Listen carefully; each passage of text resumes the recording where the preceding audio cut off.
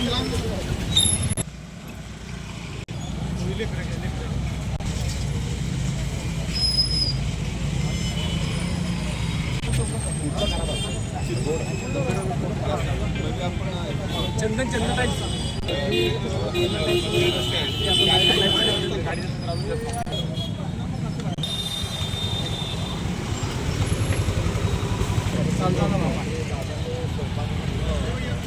पण एवढं पाणी झालं तर काय इकडची जी लाईन आहे वरचं जवळ 3 ते 4 भागातून पाणी येतं. इकडे जे लाईन आहे खाली इकडे 3 फुटाचं आहे. पुढचं जे आहे तेवढी 3 फुटाचं आहे. म्हणजे पुढं सगळं 1 फुटाचं आहे. 1 फुट आहे मध्येच 12 इंच आहे. हां 8 फुटाची आहे. 3 फुटाचं घालून राहिलं अशी सगळी 1 फुटाचं आहे.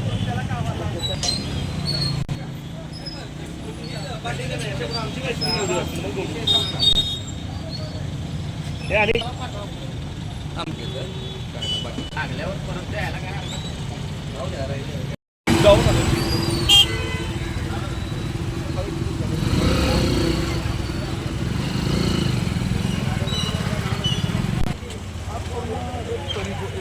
ओपन मैदान आहे नगर त्यांची सगळं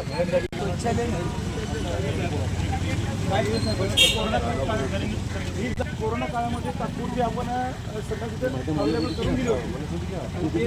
तोडल्यामुळे त्याची कॅपॅसिटी कमी झाली. पुढं आहेत 6 आहे आणि त्यातील सर्वात मोठा इश्यू साहेब सर्व साहेबांना पण आम्ही दाखवलं आहे. स्वतः प्रत्यक्ष तिथे बघितले महिलांसाठी सर्वात मोठा इश्यू आहे की महिला आज उघड्यावर बसतो. हा एवढं म्हणजे शोकांतिक आहे.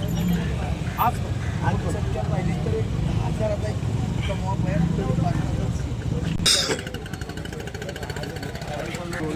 साफसफाई होतच नाही. हो आत नाही इथलं बघितलं आज पैसे JCB बॉबकॅटाना आणि रोज 1000 रुपये प्रति जीवित दंड आजपासून चालू. तुम्ही क्लीन करून दाखवा सोबत सहकारी आहेत, मंत्री आहेत. मात्र ते असं म्हणतात की जर का मराठा समाजाला GR लागू केला तर राज्यामध्ये अराजकता माजेल. कुठेतरी मंत्र्यांनीच अशा पद्धतीची भाषा करणं कितपत योग्य आणि 2 समाजामध्ये यामुळे तेढ निर्माण होते. नाही, मला वाटतं या सगळ्या चर्चा ज्या आहेत त्यामध्ये आपण बघितलं असेल की जो GR काढलेला हैदराबाद गॅझेटचा जो विषय आहे या संदर्भात मला वाटतं मंत्रिमंडळातल्या सहकाऱ्यांशी चर्चा झालेली होती. त्यामुळं त्यांचे काय गैरसमज असतील मुख्यमंत्री महोदय त्यांच्याशी चर्चा करतील आणि त्यातून मार्ग निघेल.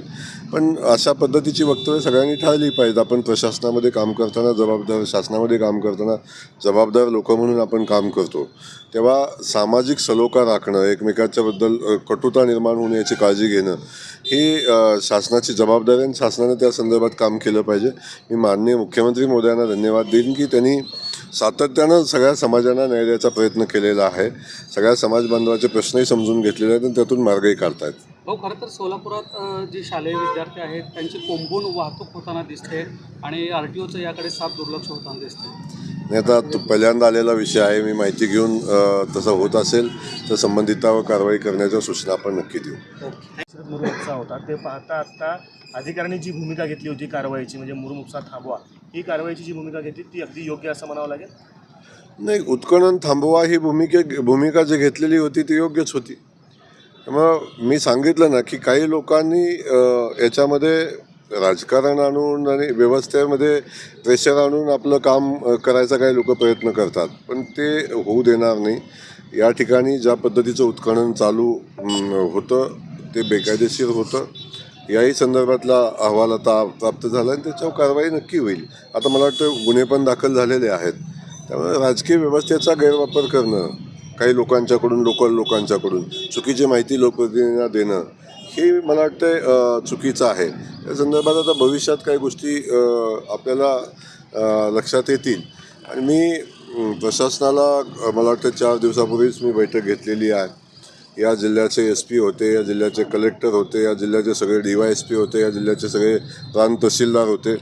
सगळ्यांच्यासोबत मी बैठक केलेली आहे आणि सगळ्यांना सक्त सूचना दिलेल्या आहेत की अशा पद्धतीचं कुठलंही बेकायदेशीर उत्खनन करू दिलं जाणार नाही. भाऊ, खरं तर मराठा आरक्षण मराठा GR काढलेला आहे मराठा समाजासाठी, त्याच्यामध्ये आता 3 याचिका ज्या आहेत त्याच्या विरोधात दाखल झालेल्या GRच्या काय नक्की सरकारची भूमिका असणार आहे या सगळ्या? आपला देश लोकशाही प्रधान देश आहे. इथं न्यायव्यवस्था आहे, इथं शासन व्यवस्था आहे आणि या सगळ्या व्यवस्था आपापलं काम करत असतात. आणि हे सगळं असताना शासन सगळ्याच समाजाला न्याय द्यायचा प्रयत्न करते. खास करून मराठा समाज बांधवांना न्याय द्यायचा प्रयत्न शासनानं केला आहे. त्यासोबत ओबीसीच्या हक्काचं रक्षण झालं पाहिजे ही भूमिका या निमित्तानं घेतलेली आहे. त्यामुळं काही लोकांना असुरक्षित वाटतं, ते लोक कोर्टामध्ये जातात आणि न्यायव्यवस्था योग्य निर्णय देईल त्यामध्ये. तुम्ही आज भल्या पहाटेच पाहणी जी आहे ती करायला सुरुवात केली. खरं तर सोलापूरच्या प्रशासकीय व्यवस्थेला असेल किंवा इथल्या जनतेला अशा पद्धतीचे अनुभव नाही आहेत आणि आपण सकाळपासून पाहणी करताय. कशा पद्धतीचं पाहणी केली आणि काय निघतंय? सोलापूर शहरातल्या खास करून कचऱ्याचा आणि पाण्याचा आणि ड्रेनेजचा तिन्ही विषय शहराच्या दृष्टीने महत्त्वाचा आहे. आणि शहरातले काही भाग इथं असे आहेत, खास करून स्लम एरिया जो आहे त्यामध्ये पाण्याच्या आणि ड्रेनेजच्या व्यवस्थाचा खूप मोठी अडचण आहे, स्वच्छतेची अडचण आहे. त्या संदर्भात आज शहरातल्या बऱ्याच ठिकाणी आज मी भेट दिली आणि तिथली वस्तुस्थिती समजून घेतली. आणि जोपर्यंत वस्तुस्थिती समजत नाही तोपर्यंत त्याच्यावर उपाय करणं एवढं सोपं जात नाही, म्हणून आपण ही भूमिका घेतली. मला वाटतं बऱ्याच ठिकाणी कचऱ्याचे खूप मोठे प्रॉब्लेम आहेत, ड्रेनेजचे प्रॉब्लेम आहेत, पिण्याच्या पाण्याच्या विषयी प्रॉब्लेम आहेत. आणि सगळ्यात मोठी अडचण जी आहे ती सार्वजनिक शौचालयाच्या स्वच्छतेची अडचण आहे. तोही विषय समोर आलेला आहे. आणि मी तातडीनं आत्ताच बैठक साधारण 8:30-9:45 मी आत्ताच बैठक घेतली आहे आणि त्यामध्ये या सगळ्या उपाययोजना करण्यासंदर्भात काय करता येतं याची माहिती घेऊन आपण त्याच्यावर कायमस्वरूपी तोडगा काढण्यासाठी आपण काय निर्णय आज घेतोय आणि त्या अनुषंगानं आता बैठक आपण घेतोय. हो, खरं तर कुर्डवाडी आज बंदची हाक दिलेली आहे. नागरिकांनी कुर्डवाडी बंद ठेवलेला आहे. मात्र दुसरीकडे त्याच्यातला अहवाल समोर आलेला आहे आणि त्यामध्ये बेकायदेशीरच मुरुम उपसा झाला आहे असं स्पष्ट झालेलं आहे. काय नक्की अहवालाचं बाबतीतलं आपला? नाही, त्या ठिकाणी आपण बघाल की जो अहवाल प्राप्त झालेला आहे 2 दिवसापूर्वी कलेक्टर महोदयांनी त्या संदर्भातली सगळी माहिती घेऊन एक अहवाल दिलेला होता. त्या अहवालामध्ये झालेलं उत्खनन हे बेकायदेशीर झालेलं आहे. कारण त्या ठिकाणची जी कामं आहेत कामंही संपलेली होती आणि बाकी ते उत्खनन करायला कुठलीही परवानगी घेतलेली नव्हती. त्यामुळं झालेलं उत्खनन हे बेकायदेशीर होतं आणि ग्रामस्थांनी या संदर्भात काही लोकांचा विषय आहे, अख्ख्या ग्रामस्थांचा नाही आहे. आणि त्यांनी ग्रामस्थांनी त्या अशा काही लोकांनी गावालाही वेटीला धरू नये. जी वस्तुस्थिती आहे ती समोर आली आणि त्यातनं सगळ्यांनीच आता ग्रामस्थांनी काही गोष्टी समजून घेतल्या पाहिजेत आणि प्रशासनानेही काही गोष्टी समजून घेतल्या पाहिजेत आणि समन्वयानं जाऊन पुढं काम केलं पाहिजे. त्यामुळे गाव बंद ठेवून प्रश्न सुटणारे नाहीत. ज्या गोष्टी घडल्या या पुन्हा घडल्या नाही पाहिजेत. आणि तस्करीचा जो विषय आहे, हे वाळू असेल, अगदी मुरुम असेल, अशा कुठल्याही पद्धतीनं कुणी कसलंही प्रेशर आणलं तरी याच्यावरली कारवाई थांबणार नाही. जी कारवाई झालेली आहे ती योग्य अयोग्य त्याची चौकशी होईल. त्या ठिकाणी ज्या घटना घडल्या योग्य अयोग्य होत्या याची चौकशी होईल.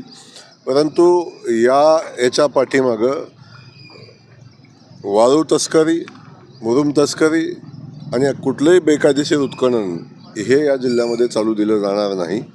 त्यासाठी 100% अधिकाऱ्याच्या पाठीशी शासन राहील आणि कोणी कसलंही प्रेशर आणलं तरी त्याच्यावर कारवाई होईल.